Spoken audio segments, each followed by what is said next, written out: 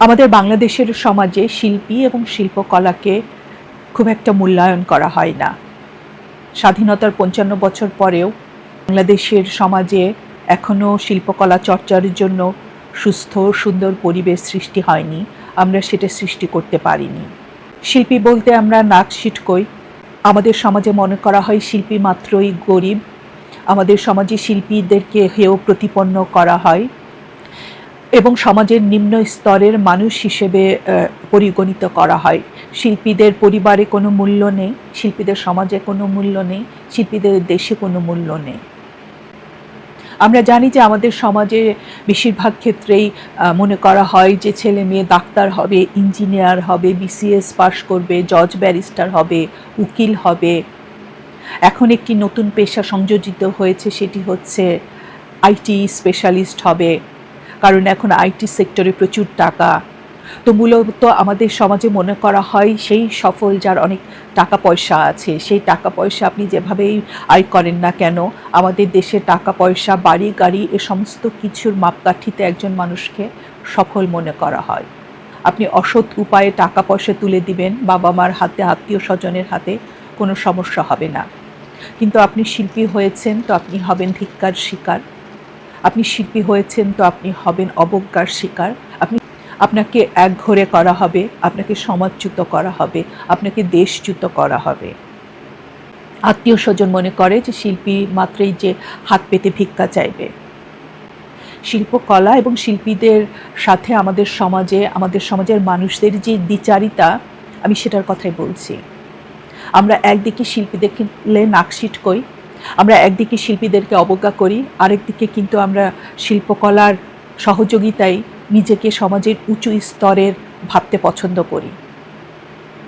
আমরা যখন কোনো বিদেশ ভ্রমণে যাই, আমরা বিভিন্ন সংগ্রহশালাগুলোতে যাই, পৃথিবীর বিখ্যাত বড় বড় শহরগুলোতে যাই, সেখানকার শিল্পকলার সামনে গিয়ে আমরা ছবি তুলি, আমরা সেসব ছবি সামাজিক মাধ্যমে দেই এবং আমরা এটি দেখাতে পছন্দ করি যে আমরা আসলে সংস্কৃতিমনা এবং খোলা মনের। এ কারণে আমরা সংগ্রহশালাগুলোতে যাচ্ছি।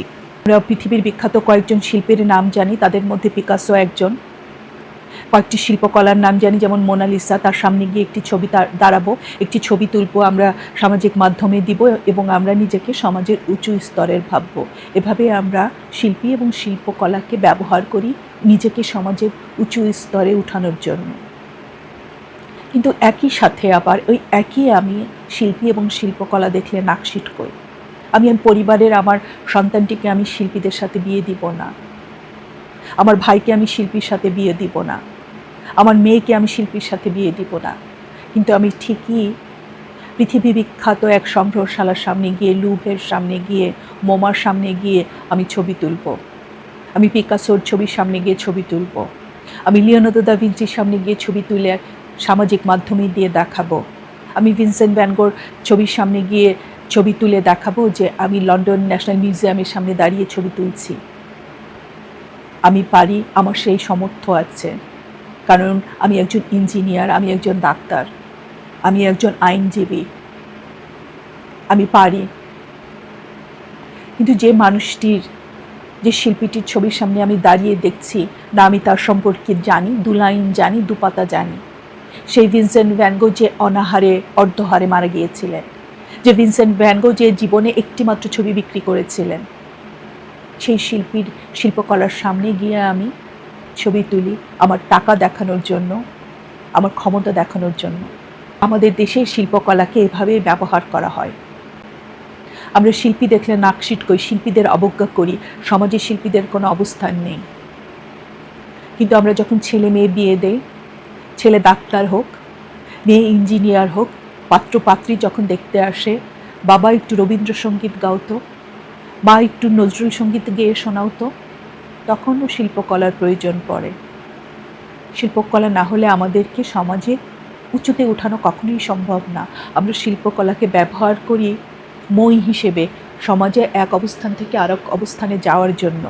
কিন্তু শিল্পকলার প্রতি আমাদের কোনো শ্রদ্ধাবোধ নেই, শিল্পীদের প্রতি আমাদের কোনো শ্রদ্ধাবোধ নেই, শিল্পকলার প্রতি আমাদের কোনো ভালোবাসা নেই, শিল্পীদের প্রতি আমাদের কোনো ভালোবাসা নেই।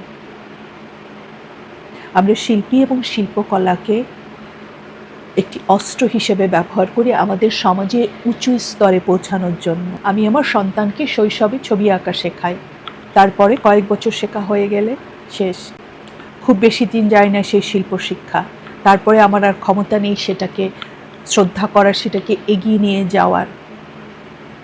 আমরা কোনো ছবি কিনি না, বাংলাদেশের শিল্পীদের ছবি বিক্রি হয় না, হাতে গোনা দুই একজন আর্ট কালেক্টর ছাড়া বাংলাদেশের সমাজে আর্ট কালেক্টর নেই। আমরা দোকান থেকে ছবি কিনে আনি, আমরা দোকান থেকে পোস্টার কিনে এনে দেয়ালে লাগাই, তবুও আমরা শিল্পীর কাছ থেকে একটি আসল শিল্পকর্ম কিনি না। শিল্পীর কাছ থেকে আমরা একটি আসল শিল্পকর্ম কিনে সেই শিল্পীকে বা শিল্পকর্মকে আমরা সাপোর্ট দেই না, সেই শিল্পী বা শিল্পকর্মকে আমরা কখনোই সহযোগিতা করি না। একটি সমাজে আমরা যদি শিল্পী বা শিল্পকলাকে সমর্থন না দিই, সহযোগিতা না করি, সেটা সেই শিল্পী বা সেই শিল্পকলাটা কিভাবে টিকে থাকবে? একটি সমাজে শিল্পী বা শিল্পকলা তখনই বেড়ে ওঠে যখন সমাজের অন্যান্য মানুষ সেটাকে সাপোর্ট দেয়। আমার যখন অসুখ হচ্ছে, আমি ডাক্তার দেখাতে যাচ্ছি, ডাক্তার আমাকে ফ্রি দেখছে না, ডাক্তারের যে সময়টুকু আমি নিচ্ছি সেটা কিন্তু আমি পয়সা দিচ্ছি, কিন্তু আমি একটি বই চাচ্ছি ফ্রি, আমি একটি গান শুনছি ফ্রি, আমি একটি ছবি দেখছি ফ্রি, বা সেই ছবিটা আমি কিনতে চাচ্ছি না। আমি একজন প্রকৌশলীর কাছ থেকে সুবিধা নিচ্ছি অর্থের বিনিময়ে, আমি একজন চিকিৎসকের কাছ থেকে সুবিধা নিচ্ছি অর্থের বিনিময়ে, আমি আদালতের সুবিধা নিচ্ছি অর্থের বিনিময়ে, আমি সরকারকে ট্যাক্স দিচ্ছি, কিন্তু আমি শিল্পীর কাছ থেকে শিল্পকলা কিনছি না, আমি শিল্পীকে সমর্থন করছি না, আমি শিল্পীকে সহযোগিতা করছি না, আমি শিল্পীকে অর্থনৈতিক সহযোগিতা করছি না। কিন্তু ওই শিল্পকলা এবং ওই শিল্পী আমার প্রয়োজন। আমি যখন বিদেশে যাব তখন আমি একটি ছবি তুলব, তখন আমার শিল্পকলাকে প্রয়োজন হচ্ছে। আমার ছেলেকে আমি যখন বিয়ে দিব তখন প্রয়োজন হচ্ছে শিল্পকলার, আমার মেয়েকে যখন আমি বিয়ে দিচ্ছি তখন শিল্পকলার প্রয়োজন হচ্ছে। এভাবে একটি সমাজে শিল্পী এবং শিল্পকলাকে মূল্যায়ন করা যায় না। সেই সমাজ টিকে না, বাংলাদেশ টিকে নেই। কেউ যদি মনে করে বাংলাদেশ টিকে আছে, বাংলাদেশ টিকে নেই। দীর্ঘ 30 বছর আমি শিল্প চর্চা করছি, অবহেলা, অসম্মান ছাড়া কিছু জোটেনি কপালে দেশ থেকে। বাংলাদেশের অধিকাংশ বাবা মা চান যে তার ছেলে বা মেয়ে হবে প্রকৌশলী অথবা চিকিৎসক অথবা ম্যাজিস্ট্রেট অথবা জজ, কিন্তু সেই প্রকৌশলী বাবা মা বা তার সন্তানকে পাঠান রবীন্দ্রসঙ্গীত শিখতে, তার সন্তানকে পাঠান চিত্রকলা শিখতে, তার সন্তানকে পাঠান শিল্পকলা শিখতে, কিন্তু কয়েক বছরের জন্য, তারপরে আবার সেই না তুমি প্রকৌশলী হবে, কারণ অর্থনৈতিক সচ্ছলতা এবং বৈষয়িক সফলতা। কথাগুলো বলার মাধ্যমে আমি এটাই বলতে চাচ্ছি যে নিজের প্রতি সৎ থাকার জন্য, যে আমি যদি চাই যে আমি একজন প্রকৌশলী হব, তার প্রকৌশলী হওয়াই উচিত। আমি যদি চাই আমার সন্তান একজন চিকিৎসক হবে, তার সেটাই হওয়া উচিত। কিন্তু শিল্পী এবং শিল্পকলাকে ব্যবহার করে আমরা সমাজে যে নিজেকে উঁচু স্তরে ওঠার কথা ভাবি বা উঁচু স্তরে ওঠাই, আমার প্রতিবাদ সেখানেই এবং আমার কথাগুলো সেখানেই, আমার প্রতিবাদটা সেখানে। আপনি শিল্পকলা এবং শিল্পীকে ভালোবাসতেই পারেন, আপনি শিল্পকলাকে ভালোবাসতেই পারেন। শিল্পকলা ভালোবাসার বিষয়, ভালোবাসার বস্তু। আপনি শিল্পীকে ভালোবাসবেন, শিল্পকলাকে ভালোবাসবেন এবং শ্রদ্ধা করবেন। তার মাধ্যমে আপনি নিজেকে কোন স্থানে উঠাবেন সেটি আপনার বিষয়, কিন্তু আপনি শিল্পী এবং শিল্পকলাকে ব্যবহার করে নিজে উপরে উঠবেন, কিন্তু প্রতিনিয়ত শিল্পী এবং শিল্পকলাকে অবহেলা করবেন, অবজ্ঞা করবেন এবং অশ্রদ্ধার চোখে দেখবেন, সেখানেই আমার প্রতিবাদ। সেটি ঠিক নয়। আমাদের নিজেদের প্রশ্ন করা উচিত মূলত, যে আমি আজকে যে শিল্পকলার, আমি আজকে যে সংগ্রহশালাতে যাচ্ছি একটি ছবি তোলার জন্য এবং সামাজিক মাধ্যমে আমি সেটি দিচ্ছি কারণ আমি একটু জাতে উঠব বলে, কিন্তু আমি পরবর্তীতেই শিল্পীকে অজাত বলে গালি দিচ্ছি। তাহলে আমি কে? দয়া করে নিজেকে একটু প্রশ্ন করবেন।